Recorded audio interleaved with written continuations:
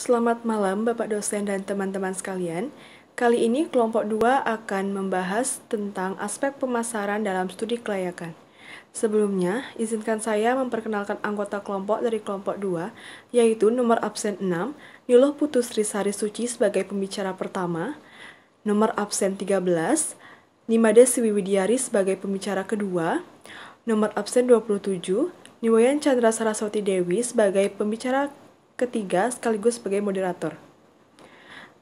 Adapun pokok pembahasan pada malam hari ini yaitu mengenai karakteristik aspek pasar, data dan sumber data, peramalan permintaan, strategi pemasaran. Untuk karakteristik aspek pasar dan data dan sumber data akan dijelaskan oleh pembicara pertama. Kepada pembicara pertama saya persilahkan. Terima kasih atas waktunya. Di sini saya sebagai pembicara pertama akan menjelaskan mengenai karakteristik aspek pasar serta data dan sumber data. Yang pertama ada karakteristik aspek pasar. Pasar didefinisikan sebagai tempat pertemunya penjual dan pembeli atau tempat terjadinya transaksi jual dan beli. Sedangkan pemasaran didefinisikan sebagai suatu proses terjadinya transaksi jual dan beli. Dari definisi tersebut dapat disimpulkan bahwa pasar bersifat statis, sedangkan pemasaran bersifat dinamis. Pada perusahaan, pemasaran merupakan pos depan bagi setiap perusahaan. Tanpa adanya aktivitas pemasaran, maka tidak akan tercipta sumber penghasilan. Pasar memiliki berbagai macam bentuk, yaitu bentuk-bentuk pasar diantaranya ada 3, pasar persaingan sempurna, persaingan tidak sempurna, dan pasar persaingan monopolistik. Pasar persaingan sempurna merupakan pasar tempat permintaan dan penawaran dapat bergerak secara leluasa. Ciri dari pasar persaingan sempurna adalah jumlah pembeli dan penjual banyak, barang dan jasa yang diperjualbelikan bersifat homogen, dan bebas dari campur tangan pemerintah. Yang kedua, ada pasar persaingan tidak sempurna. Pasar persaingan tidak sempurna yaitu pasar di mana terdapat satu atau beberapa penjual yang menguasai pasar atau harga, serta satu atau beberapa pembeli yang menguasai pasar atau harga. Yang ketiga, ada pasar persaingan monopolistik. Kondisi pasar semacam ini akan terjadi jika pasar dikuasai oleh beberapa penjual atau produsen dari satu jenis barang atau jasa yang berlainan kualitas, bentuk, dan ukuran. Kemudian yang kedua ada data dan sumber data. Terdapat 2 jenis data, yaitu data primer dan data sekunder. Data primer merupakan data yang diperoleh dari peneliti secara langsung. Ada berbagai cara untuk mengumpulkan data primer, antara lain, pertama melakukan metode survei, yaitu proses pengumpulan data dengan cara menginterview orang-orang atau konsumen dalam jumlah terbatas yang dipilih dari sekumpulan orang yang lebih luas. Beberapa cara yang dapat dilakukan untuk mengumpulkan data dengan metode survei. Yang pertama, personal interview. Yang kedua, ada telepon interview. Dan ketiga, ada mail interview. Yang kedua, ada metode observasi, yaitu suatu cara yang digunakan untuk mengumpulkan data primer dengan mengobservasi si pelaku dan mencatat hasilnya. Yang ketiga, ada experimental method. Adalah metode yang bertujuan untuk menemukan hubungan sebab akibat dengan menghilangkan penjelasan-penjelasan yang bertentangan dengan hasil observasi. Kemudian yang kedua ada data sekunder. Data sekunder adalah informasi yang telah ada pada suatu tempat yang dikumpulkan untuk suatu maksud tertentu. Penggunaan sumber informasi data sekunder penting bagi perusahaan karena bila data-data informasi yang diperlukan dapat diperoleh dari data-data sekunder, maka perusahaan tidak perlu mencari melalui data primer. Sumber-sumber data sekunder meliputi yang pertama sumber internal, yaitu sumber yang berasal dari dalam perusahaan itu sendiri. Sumber internal mencakup laporan laba rugi perusahaan, neraca, angka penjualan, catatan persediaan, laporan riset sebelumnya, dan lain sebagainya. Sumber eksternal yaitu sumber yang berasal dari luar perusahaan, antara lain pemerintah, data komersial, majalah atau buku-buku, asosiasi profesional, sumber-sumber lainnya. Dan yang terakhir, mengumpulkan informasi. Setelah menentukan sumber-sumber informasi yang akan dipakai, maka peneliti melakukan pengumpulan data.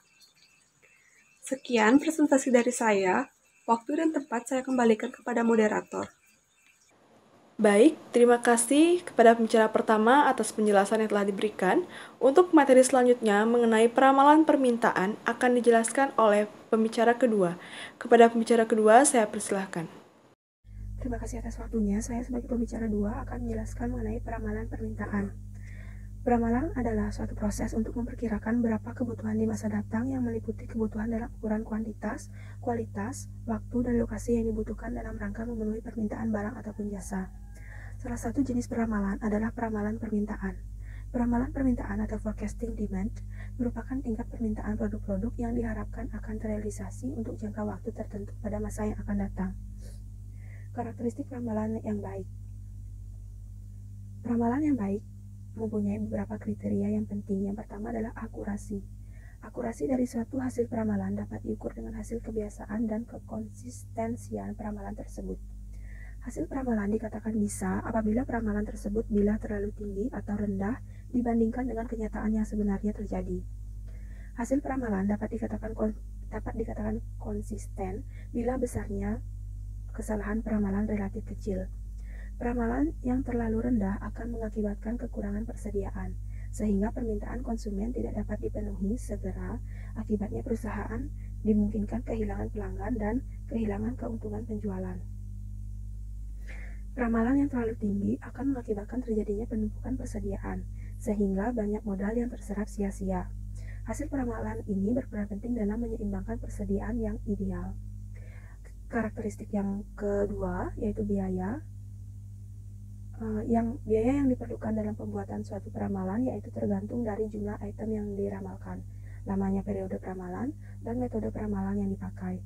Ketiga faktor pemicu tersebut akan mempengaruhi berapa banyak data yang dibutuhkan, bagaimana pengolahan datanya, bagaimana penyimpanan datanya, dan siapa tenaga ahli yang diperbantukan. Metode peramalan harus disesuaikan dengan dana yang tersedia dan tingkat akurasi yang ingin didapat. Misalnya, item-item yang penting akan diramalkan dengan metode yang sederhana dan murah. Yang terakhir adalah kemudahan. Penggunaan suatu metode peramalan yang sederhana, mudah dibuat, dan mudah diaplikasikan akan memberikan keuntungan bagi perusahaan. Percuma memakai metode yang canggih, tetapi tidak dapat diaplikasikan pada sistem perusahaan karena keterbatasan dana, sumber daya manusia, maupun peralatan teknologi. Metode peramalan permintaan dapat dibagi menjadi dua jenis utama. Yang pertama adalah peramalan jangka pendek. Peramalan jangka pendek dibuat untuk memenuhi target permintaan pasar dalam jangka pendek. Misalnya persiapan kebijakan penjualannya sesuai untuk meningkatkan penjualan, perencanaan yang tepat untuk persediaan agar sesuai dengan permintaan. Metode yang kedua adalah peramalan jangka panjang. Peramalan jangka panjang adalah asumsi yang dibuat untuk memenuhi target dalam jangka panjang seperti perencanaan modal atau aset. Dari kedua jenis metode peramalan tersebut, baik perkiraan permintaan jangka pendek atau jangka panjang, sama-sama digunakan sesuai dengan kebutuhan perusahaan masing-masing. Faktor-faktor yang mempengaruhi peramalan permintaan. Permintaan suatu produk pada suatu perusahaan tertentu sangat dipengaruhi oleh berbagai faktor lingkungan yang saling berinteraksi dalam pasar yang berada di luar kendali perusahaan, di mana faktor-faktor lingkungan tersebut akan mempengaruhi peramalan. Beberapa faktor lingkungan yang mempengaruhi peramalan, yang pertama yaitu kondisi umum bisnis dan ekonomi, yang kedua reaksi dan tindakan pesaing, yang ketiga tindakan pemerintah, yang keempat kecenderungan pasar, yang kelima siklus hidup produk, yang keenam gaya dan mode, yang ketujuh perubahan permintaan, dan yang kedelapan konsumen inovasi teknologi. Langkah-langkah peramalan. Agar peramalan memberikan hasil yang memuaskan, maka haruslah mengikuti prosedur atau langkah-langkah yang telah ditetapkan dalam peramalan. Dengan mengikuti setiap langkah yang telah ditetapkan, paling tidak bisa menghindari kesalahan, sehingga hasil ramalan tidak perlu diragukan lagi. Secara umum, langkah-langkah yang dilakukan dalam peramalan, yang pertama yaitu mengumpulkan data. Data yang dikumpulkan selengkap mungkin untuk beberapa periode. Pengumpulan data dapat dilakukan dengan pengumpulan data sekunder, yaitu data yang diperoleh dari berbagai sumber seperti perpustakaan, majalah, serta laporan lainnya, dan pengumpulan data primer, data yang diperoleh dari lapangan dan dengan menggunakan observasi, wawancara, atau dengan menyebarkan kuesioner. Yang kedua adalah mengolah data. Data yang telah dikumpulkan kemudian dibuat tabulasi data sehingga akan diketahui pola data yang dimiliki dan memudahkan untuk melakukan peramalan melalui metode peramalan yang ada. Yang ketiga, menentukan metode peramalan. Peramalan yang diinginkan yaitu dengan menggunakan metode yang paling tepat. Pemilihan metode peramalan yaitu dengan mempertimbangkan faktor horizon waktu, pola data, jenis peramalan, faktor biaya, ketepatan, dan kemudahan penggunaannya. Yang keempat, memproyeksikan data. Agar dapat meminimaliskan penyimpanan terhadap perubahan, maka perlu dilakukannya proyeksi data dengan pertimbangan faktor perubahan seperti perubahan ekonomi, politik, sosial, atau perubahan kemasyarakatan lainnya untuk beberapa periode. Dan yang terakhir, mengambil keputusan. Hasil peramalan yang sudah dilakukan akan digunakan untuk mengambil keputusan untuk membuat berbagai perencanaan seperti perencanaan produksi, keuangan, penjualan, dan perencanaan lainnya, baik untuk jangka panjang maupun jangka pendek. Sekian dari saya. Waktu dan tempat saya kembalikan kepada moderator. Baik, terima kasih kepada pembicara kedua atas penjelasan yang telah diberikan. Untuk materi selanjutnya mengenai strategi pemasaran akan dijelaskan oleh pembicara ketiga, yaitu saya sendiri. Baik, di sini saya akan menjelaskan materi mengenai strategi pemasaran. Strategi pemasaran dapat dinyatakan sebagai dasar tindakan yang mengarah pada kegiatan atau usaha pemasaran dari suatu perusahaan dalam kondisi persaingan dan lingkungan yang selalu berubah agar dapat mencapai tujuan yang diharapkan. Strategi pemasaran merupakan alat fundamental yang direncanakan untuk mencapai tujuan perusahaan dengan mengembangkan keunggulan bersaing yang berkesinambungan melalui pasar yang dimasuki dan program pemasaran yang digunakan untuk melayani pasar sasaran tersebut. Dalam pemasaran, terdapat beberapa bentuk-bentuk strategi pemasaran, antara lain, yang pertama yaitu strategi produk. Dalam strategi produk, yang perlu diingat yaitu yang berkaitan dengan produk secara utuh, mulai dari nama produk, bentuk, isi, atau pembungkus, karena strategi produk berkaitan dengan produk secara keseluruhan.